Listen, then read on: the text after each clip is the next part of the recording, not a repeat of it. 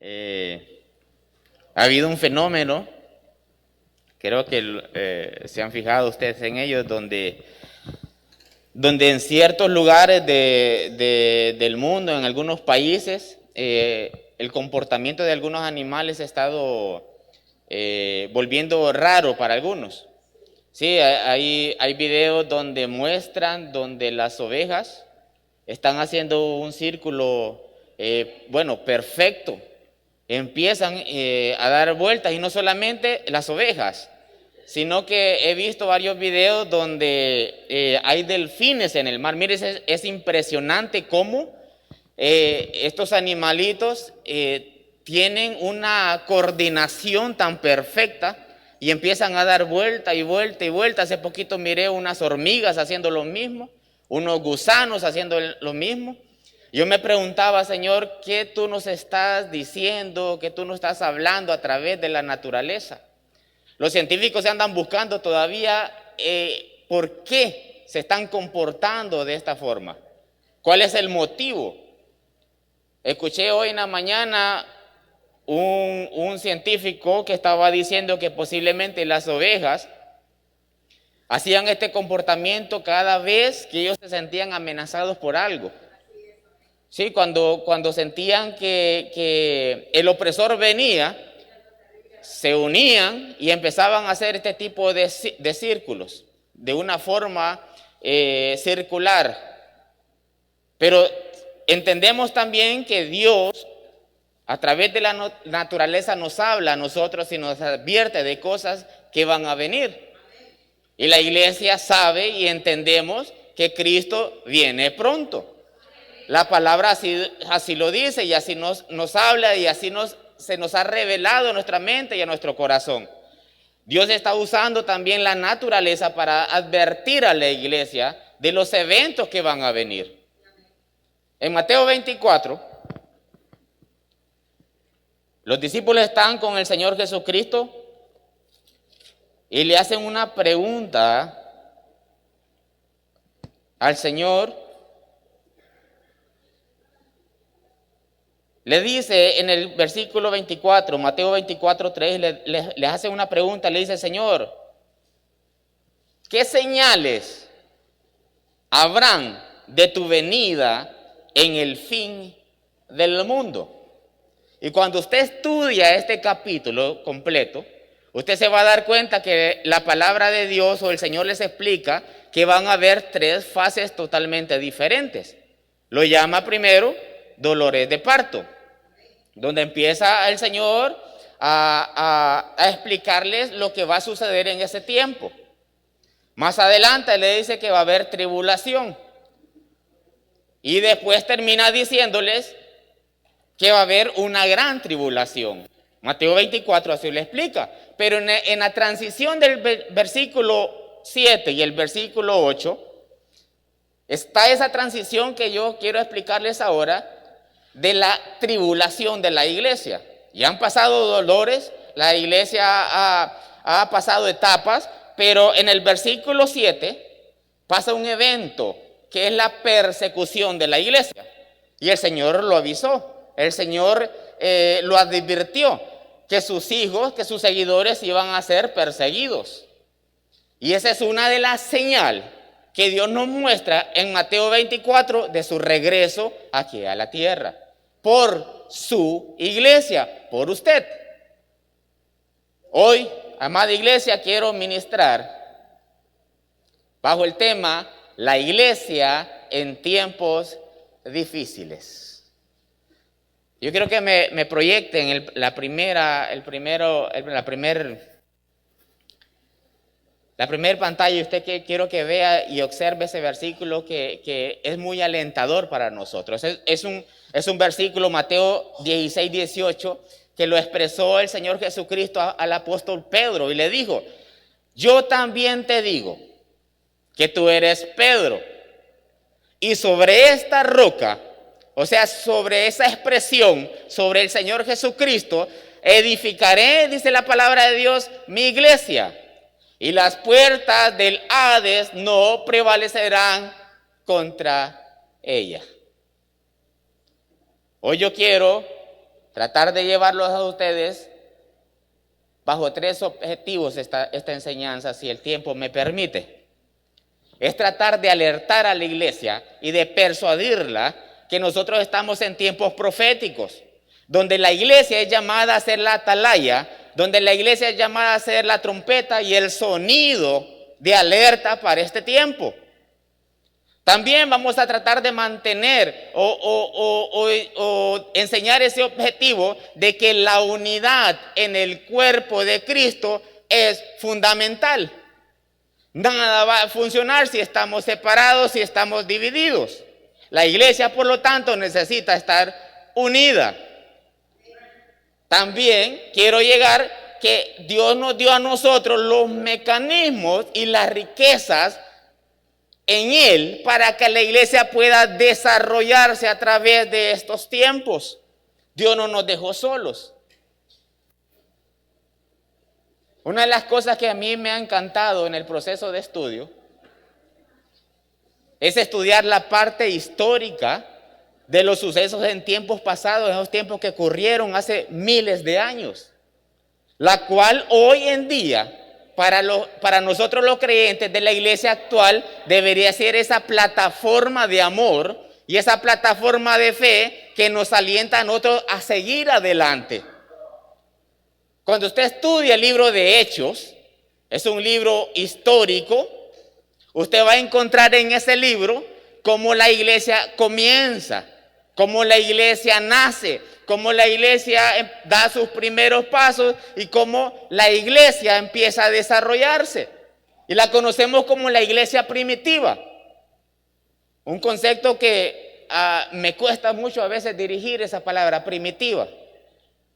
¿Por qué? Porque pareciera que le estamos diciendo a aquellos hombres, a aquellas personas que vivieron antes, ermitaños, o no sé, o personas sin conocimiento, pero de alguna forma nosotros lo conocemos como la iglesia primitiva. Cuando nosotros estudiamos la historia de la iglesia en los primeros días, nos damos cuenta, amada iglesia, que realmente ser cristiano en esos tiempos era declararse enemigo del imperio. Era declararse enemigo de un sistema. Era declararse enemigo de los césares en aquellos tiempos. Por lo tanto, ser cristiano en aquellos tiempos era firmar una sentencia de muerte. Las peores humillaciones para un ser humano en esos tiempos eran apartados para aquellas personas que declaraban su fe abiertamente a Cristo Jesús. Los mejores castigos o los peores castigos eran para aquellos que decidieron seguir a Cristo en aquel tiempo. Eran colgados en maderos, eran levantados como antorchas, sus cuerpos eran exhibidos y eran quemados vivos en las calles. Otros eran exhibidos en los grandes coliseos romanos, donde eran echados, amada iglesia, como presas a los leones, como alimentos a aquellas fieras.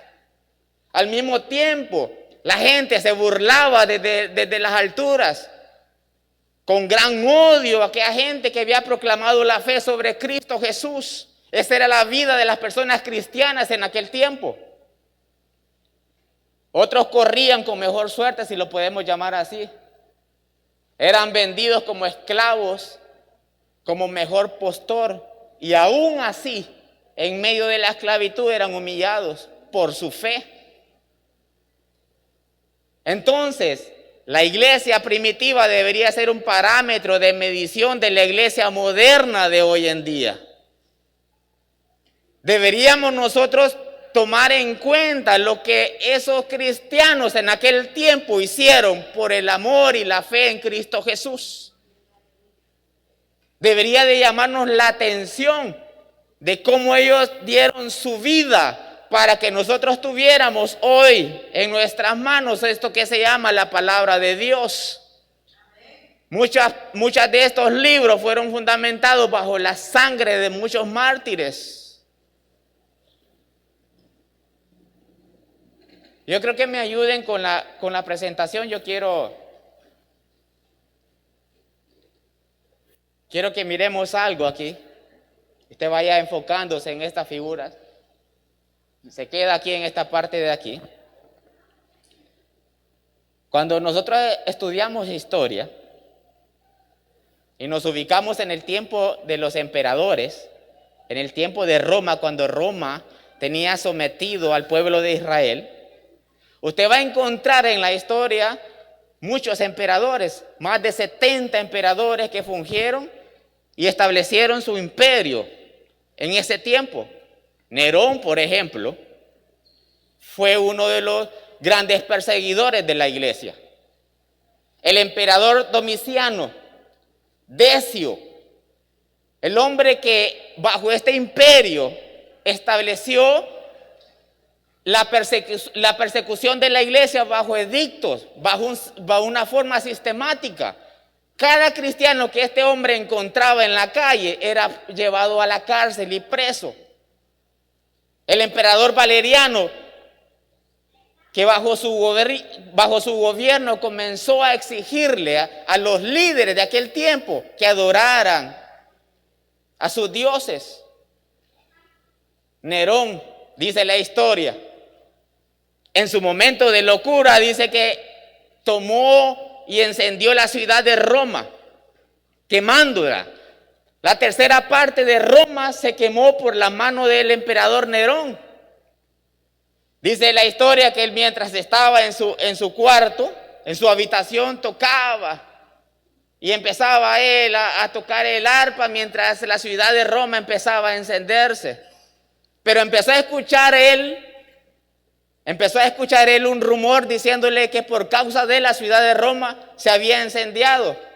Así que inmediatamente este hombre empezó a buscar un chivo expiatorio. ¿Y sabe dónde lo encontró?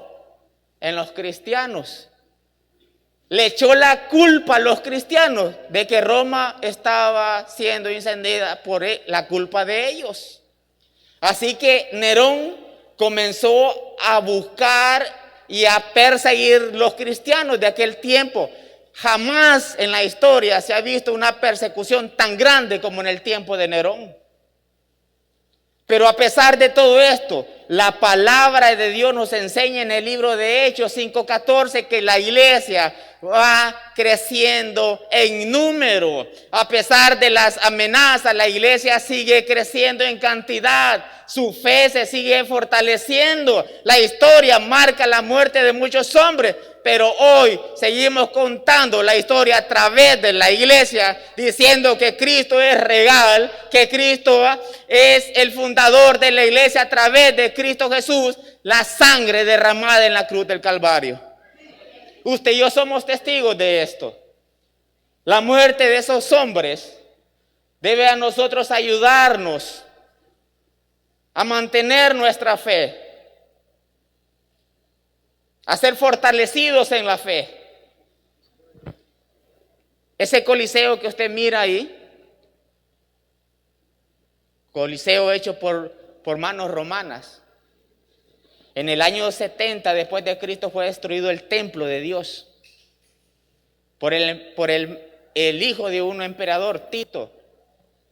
Cuando el templo de Dios fue destruido, fue quemado, todo el oro que estaba ahí se derritió por causa del fuego. Dice la historia que el oro, bañaba las piedras que habían levantado en su momento el templo de Dios. Vinieron los romanos y sacaron ese oro que había en este lugar y se lo llevaron a Roma. El mismo dinero, el mismo oro que había en el templo de Dios sirvió para construir ese escenario que usted ve ahí. Ese escenario que tiempo después sirvió de burla para muchos cristianos, donde muchos cristianos murieron por la fe de Cristo Jesús. Ayúdeme con las otras presentaciones. Usted ve hoy en día iglesias cerradas. Usted me dirá, hermano José, la persecución de la iglesia siempre ha estado. Yo le voy a decir que sí es cierto, ha estado siempre. Pero ahora se ha levantado con mayor fuerza la persecución de la iglesia. Y usted y yo tenemos que estar preparados para esto. Hoy en día usted va a encontrar iglesias cerradas, iglesias quemadas. Los hermanos que viven en países lejanos como el África, como el Asia, están siendo ejecutados ahora por la fe, por su fe. Ayúdeme con la otra presentación. Mire cómo están estas iglesias en esa parte del mundo, en Asia, en Afganistán, en África, en Rusia, en Corea, quemadas y destruidas. Siga con la siguiente. A pesar de que sus iglesias han sido quemadas y han sido destruidas, la iglesia permanece allí, bajo de un árbol, sentados en una piedra, sentados bajo el sol, bajo la lluvia, pero la iglesia sigue permaneciendo, sigue en pie, porque el que la sostiene se llama el Espíritu Santo de Dios. No la sostiene ningún fundamento, no la sostiene el miedo, no la sostiene nada, es el Espíritu Santo de Dios. La iglesia sigue creciendo, a pesar de las persecuciones que han habido. Mi esposa me decía que hace poco ella vio un video en Facebook de cómo iban golpeando a un cristiano en esos países africanos. La vez pasada yo miré que abrieron un zanjo grandísimo. Iban una tribu en Nigeria, donde iban siendo golpeados a sus espaldas. Iban siendo golpeados, ¿sí?, con látigos, humillados y tirados en las zanjas vivos. Les tiraban ramas secas sobre ellos y esas personas empezaban a cantar en su idioma y a alabar al Señor, aún sabiendo que estaban a punto de morir. Cantaban alabanzas a Dios y mientras ellos cantaban alabanzas a Dios, le empezaban a echar fuego y empezaban a quemarse. Yo digo, Señor, yo te doy gracias por mi país, por América Latina, que todavía no hemos visto el sufrimiento como debe ser una persecución hacia nuestra fe. Ellos sí están sufriendo, ellos están muriendo y aún mantienen su fe. ¿Qué pasaría conmigo? Yo me preguntaba, ¿qué pasaría conmigo si fuera yo esa persona? ¿Mantendría mi fe en Cristo Jesús todavía? Ayúdame con la otra presentación.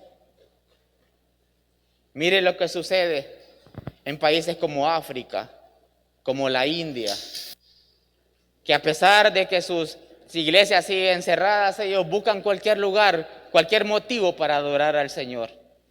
Y ese debería ser nuestra motivación también a nosotros. Ver el sufrimiento de estos hombres y estas mujeres. La iglesia aquí en América Latina ha sido levantada para que oremos. Nosotros realmente hemos sido bendecidos. Y todavía no valoramos el amor de Cristo en nuestros corazones. Nos peleamos por nada. Sufrimos por nada. Decimos que estamos sufriendo por la fe en Cristo, pero si llegáramos a estos niveles, amada iglesia,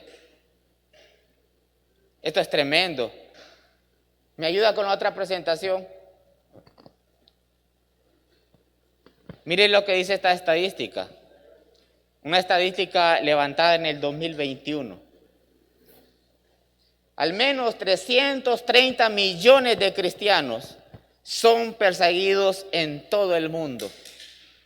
1 de cada 6 cristianos son perseguidos en el África. 2 de cada cristianos son perseguidos en Asia.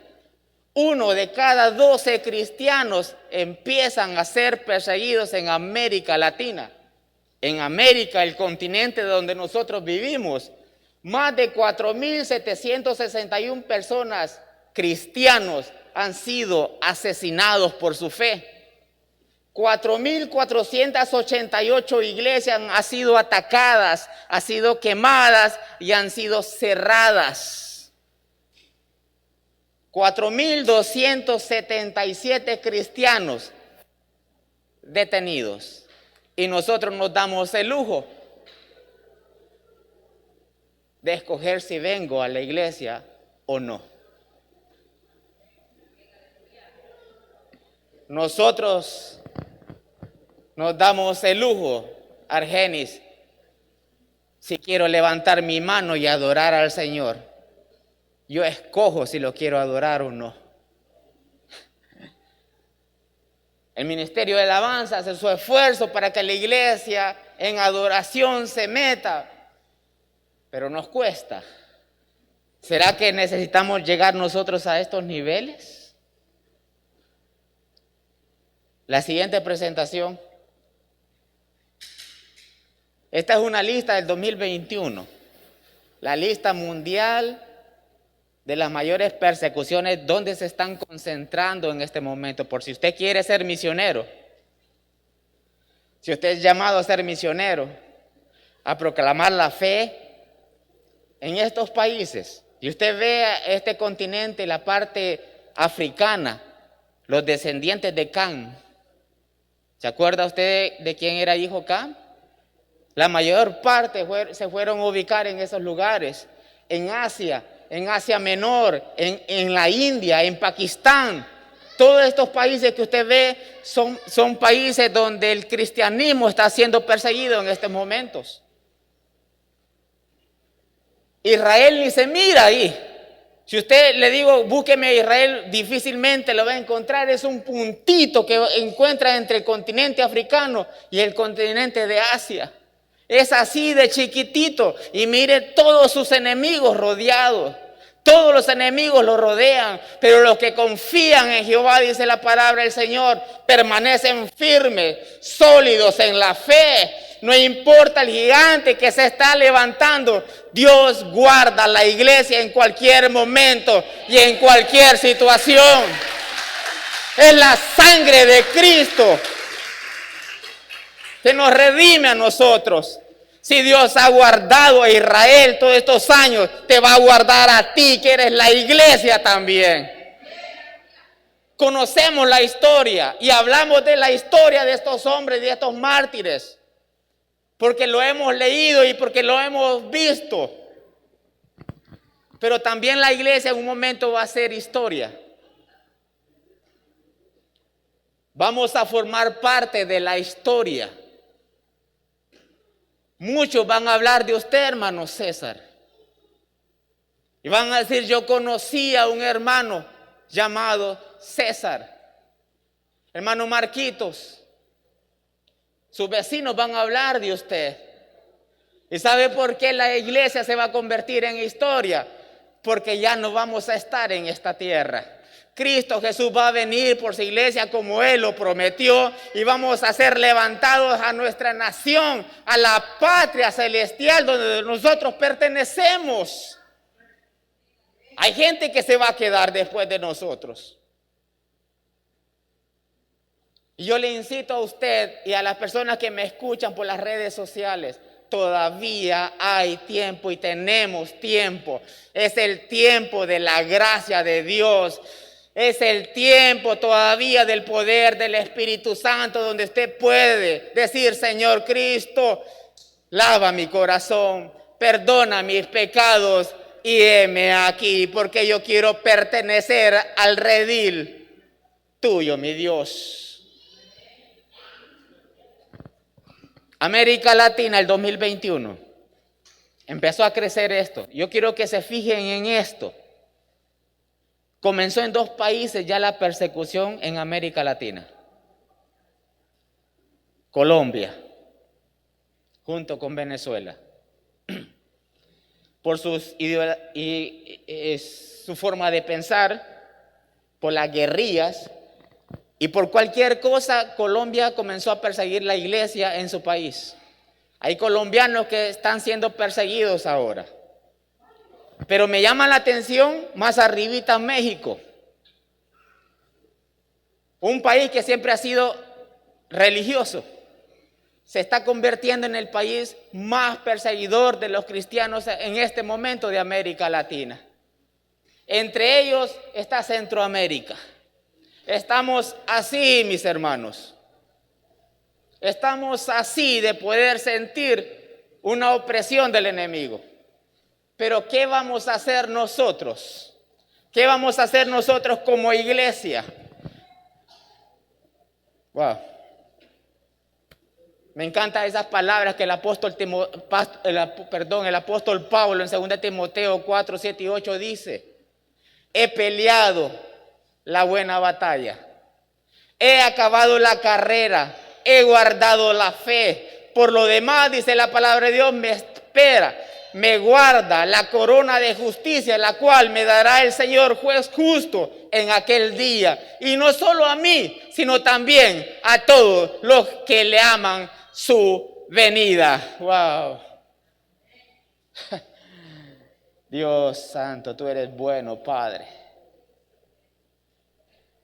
340 millones de cristianos, católicos, ortodoxos, protestantes, bautistas, evangélicos, pentecosteses han sido fuertemente perseguidos en el año 2019. El número de cristianos muertos ha aumentado en el 60% a partir del año 2021. Nigeria encabeza los países donde las personas son más asesinadas por su fe. República Democrática del Congo y Pakistán son los siguientes países que persiguen con mayor ahínco a los cristianos. Corea del Norte, la fe en Dios es un crimen contra el régimen. Seguidos como países como Afganistán, Somalia, Libia, Pakistán, entre otros. Hoy a nosotros se nos hace fácil abandonar la iglesia, abandonar el cuerpo de Cristo. Nos vamos por simples tonterías. Me voy porque no me cerraron bien el ojo en esta iglesia. Abandono la iglesia porque mi hermano no me dio la mano. Me voy de esta iglesia porque no hay amor y no lo encuentro aquí en este lugar, así que voy a ir a la iglesia vecina. Y en la iglesia vecina también no encuentra amor y se va a la otra iglesia. Qué fácil nosotros abandonamos la fe de Cristo por tonterías. ¿Qué te puede separar del amor de Dios, amada iglesia? Te puede separar la muerte, te puede separar la angustia, la espada, el hambre, las aflicciones. ¿Qué te puede separar del amor de Dios? Mire lo que dice Romanos 8:35. Romanos 8:35, yo creo que lo lea conmigo. Grande es su palabra, Señor Jesús. Romanos 8:35 dice así, lo declara. ¿Quién nos podrá separar del amor de Cristo? ¿Tribulación? ¿Angustia? ¿Persecución? ¿Hambre? ¿Desnudez? ¿Peligro? ¿Espada? Como está escrito, por causa de ti somos muertos todo el tiempo, somos contados como ovejas de matadero. Antes, en todas estas cosas, somos más que vencedores por medio de aquel que nos amó. Y ese se llama Cristo Jesús, amada iglesia.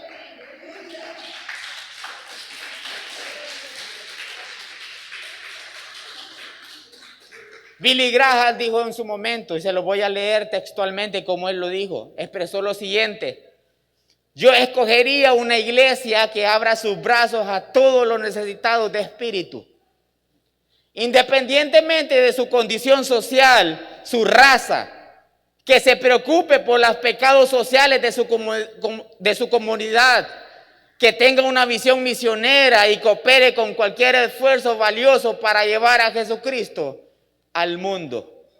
Y esa es la misión de la iglesia: anunciar las buenas nuevas, ser luz, como dice Mateo 5:16, así alumbre vuestra luz delante de los hombres, para que vean vuestras buenas obras y glorifiquen a vuestro Padre que está en los cielos. Necesitamos nosotros, por lo tanto, identificarlos como el pueblo de Dios. ser contado como hombres y mujeres que seguimos a Cristo Jesús, como la iglesia unida que permanece en la fe en momentos difíciles. ¿Qué es lo que te identifica a ti como cristiano ahora? Yo le pregunto a usted, ¿qué es lo que lo identifica a usted como cristiano? ¿Tu testimonio? ¿Puede hablar tu testimonio que tú eres cristiano, que tu fe está fundamentada en Cristo Jesús? ¿Tu adoración? ¿Puede hablar tu adoración de la fe que tú tienes a Cristo Jesús? ¿Tu amor al prójimo? ¿Qué te identifica a ti como iglesia? ¿Tu dedicación al ministerio?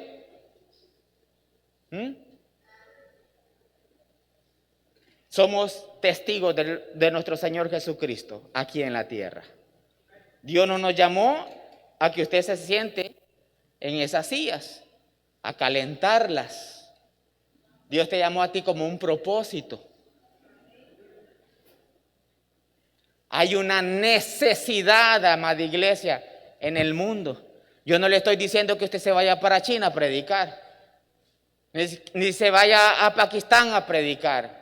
Allí en su comunidad, en la iglesia, su vecino, su compañero de trabajo necesita escuchar de Dios. Y es usted, la iglesia, a la cual Dios va a utilizar como la voz de Cristo Jesús aquí en la tierra. El apóstol Pablo, aún en medio de la persecución, aún en medio del dolor, aún en medio del encarcelamiento, estando encarcelado en Roma, escribió 4 cartas que nos identifican a nosotros como el cuerpo de Cristo. Escribió Colosenses, escribió Efesios, escribió Filipenses y Filemón.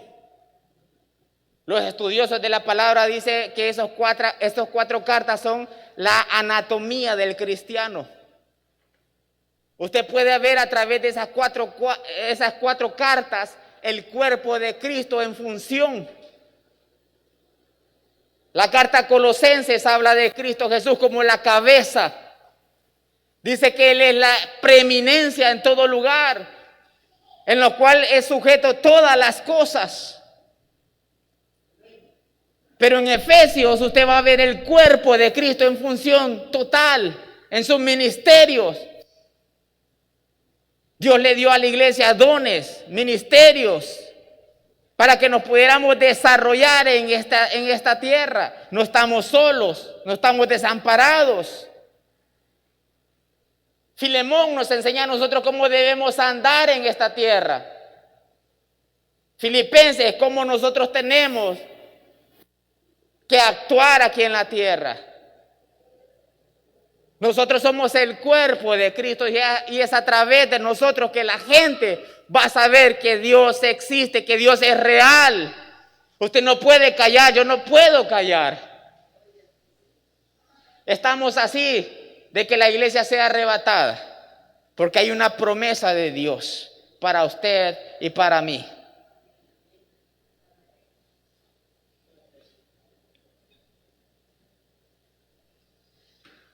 Dios es bueno. Hay otra parte que la iglesia necesita, amada iglesia, es el crecimiento. Para poder permanecer firmes en tiempos difíciles, nosotros debemos crecer. Diga conmigo, todo lo que es natural debe crecer. Diga conmigo, todo lo que es natural debe crecer. ¿Por qué debe crecer? Porque hay vida en ello. Las plantas crecen de una forma natural. Los animales crecen de una forma natural. Los seres humanos crecemos porque es natural en nosotros crecer. Por lo tanto, todo crece porque hay vida en ello. Por eso la iglesia tiene que crecer, porque es natural en ella que crezca. Porque la iglesia no está muerta, la iglesia está viva. Porque la iglesia la sostiene Cristo Jesús. Mateo 22:32 dice, Él dijo, yo soy el Dios de Abraham, el Dios de Isaac, el Dios de Jacob. Dios no es Dios de muertos, sino que es Dios de vivos. Y la iglesia está viva.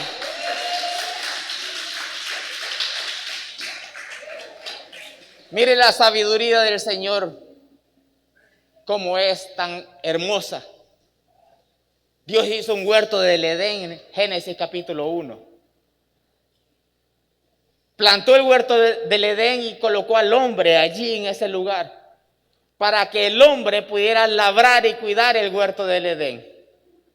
Pero Dios, en su sabiduría y en su conocimiento anticipado de las cosas, sabía que el hombre le iba a fallar. Y ahora, ¿qué vamos a hacer con la naturaleza, con el huerto del Edén? ¿Quién la iba a cuidar? ¿Quién la iba a proteger? Dios mismo colocó en la naturaleza un mecanismo natural para su preservancia y purificación. Usted no va al bosque a echarle agua a los árboles, ¿o sí va? Usted no cuida de los animalitos y de las ovejas. Es Dios el que las cuida.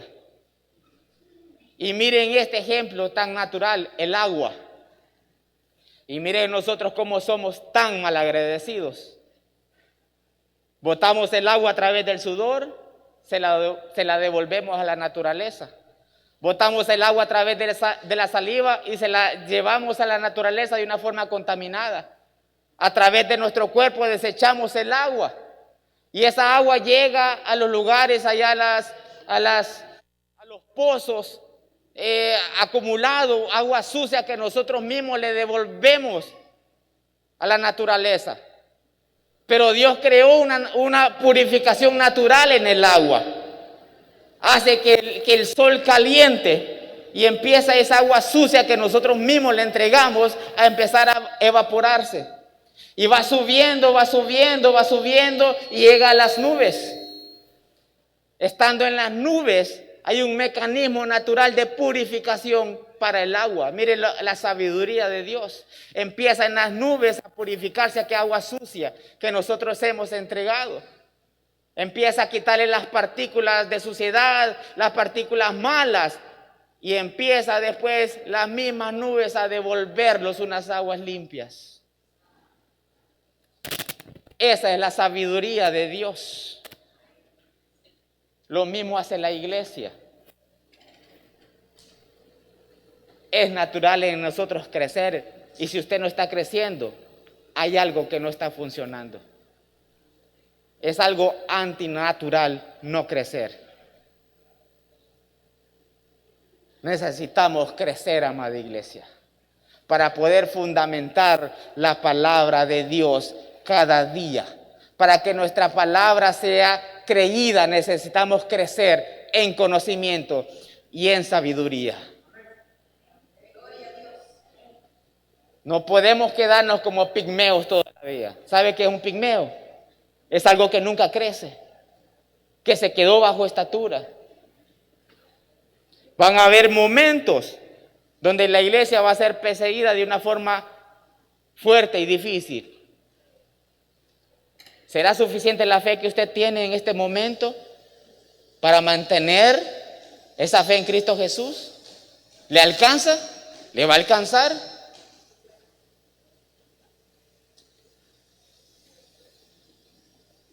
Dios nos prometió a nosotros, la iglesia, promesas y galardones. Él va a venir no solamente por la iglesia, sino porque las cosas que tú hiciste aquí en la tierra van a ser recompensadas allá en el cielo. ¿Usted quiere ser recompensado? Yo quiero que me coloquen una corona en mi cabeza. Yo quiero que mi corona sea llena de perlas, de estrellas, de oro. Yo quiero que brille esta corona. Pero van a haber personas también aún ahí donde no se les va a entregar nada, pero van a ser salvas. Donde vamos a ver cómo el hermanito Juan corrió y le va a ser entregada una corona por sus obras que hizo aquí en la tierra, estando en el cielo. Y mire cómo vamos a estar nosotros de cambiados y de transformados, que aunque yo no reciba nada, Me voy a gozar por lo que Dios le va a dar a usted allá en el cielo. No va a haber envidia ni dolor, pero van a haber personas que van a recibir su galardón por lo que hicieron aquí en la tierra. Esa gente allá está sufriendo, pero a pesar de eso la iglesia en China sigue creciendo. A pesar de eso la iglesia en Pakistán sigue creciendo. A pesar de eso la iglesia en África sigue creciendo. Y a pesar de todo eso, la iglesia en América Latina sigue permaneciendo en estos lugares. Muchos de nosotros vamos a salir afuera, a predicar el evangelio a esos lugares, y Dios te está preparando para eso. Ese era el propósito de Israel, que guardaran su palabra, que guardaran su testimonio y que guardaran su linaje, pero no quisieron. Ahora te corresponde a usted y a mí seguir ese camino, y es la iglesia el camino que Dios va a utilizar, amada iglesia. ¿Usted quiere ser utilizado? ¿Sí? ¿Quiere ser esa pieza que Dios va a utilizar en estas horas? Dice Isaías: heme aquí, Señor, envíame a mí. Póngase de pie.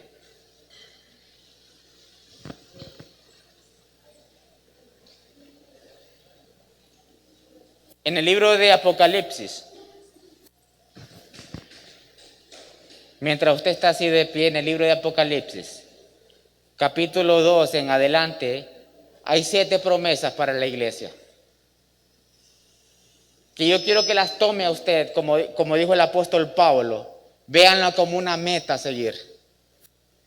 Olvídese de los placeres de esta tierra, olvídese de las ganancias de esta tierra, olvídese de la riqueza en esta tierra. Dios le va a dar riqueza a usted, es Él que se la va a dar, pero no se preocupe, no se afane.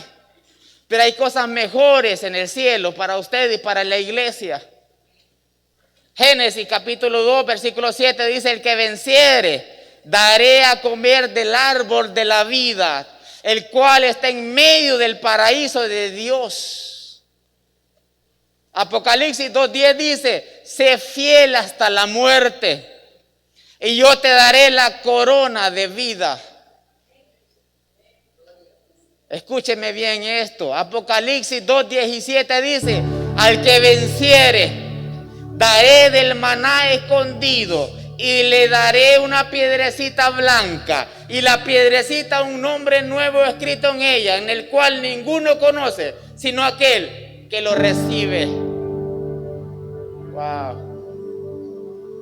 Apocalipsis 2:26 y 28 dice: el que hubiera vencido y hubiera guardado mis obras hasta el fin, yo le daré potestad sobre las gentes, y las regirá con vara de hierro, y serán quebrantados como vaso de alfarero, como también yo he recibido de mi Padre, y le daré la estrella de la mañana. Eso te espera a ti, iglesia.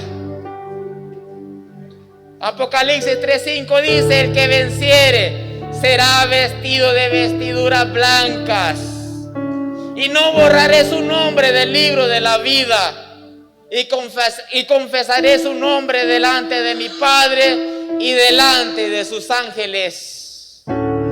Apocalipsis 3:12 dice: al que venciere, yo lo haré una columna en el templo de Dios, y nunca más saldrá fuera. Y escribiré sobre él el nombre de mi Dios y el nombre de la ciudad de mi Dios, la nueva Jerusalén, la cual desciende de los cielos de Dios, con mi Dios y mi nombre nuevo. Apocalipsis 3:21. Si esto no le motiva a usted a mantener su fe en Cristo Jesús. Wow. Dice Apocalipsis 3:21: al que venciere, yo le daré que se siente conmigo en mi trono, así como yo he vencido y me he sentado con mi Padre en su trono. Así estará usted, amada iglesia, sentado a la diestra del Padre, disfrutando de toda su gloria, de todo su poder, de todo su amor.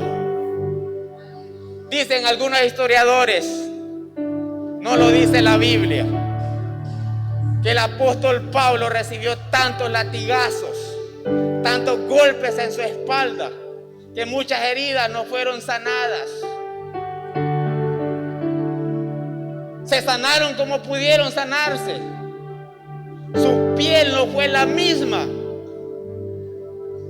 Fue tanto el dolor y los golpes que su espalda se empezó a curvar y le dificultaba caminar. Hay golpes en la vida que a veces te van a hacer retroceder. Hay golpes en la vida que te van a hacer a ti desmayar. Hay golpes en la vida que te van a hacer a ti dar un paso hacia atrás. Pero no hay mejor cicatriz como aquellos clavos que fueron marcados en las manos de un hombre llamado Jesús. No hay mayor cicatriz que aquella lanza que fue clavada en un costado de mi Padre, quien derramó su sangre por mí y por usted. No hay dolor, por lo tanto, que te pueda hacer retroceder, amada iglesia. No hay ofensa que te pueda hacer retroceder. No hay enfermedad que te pueda hacer retroceder. No hay un pensamiento que te pueda hacer retroceder. ¿Hay algo que te puede separar del amor de Cristo? Nada. Porque la presencia del poder de nuestro Señor Jesucristo está en su corazón y en su mente desde ahora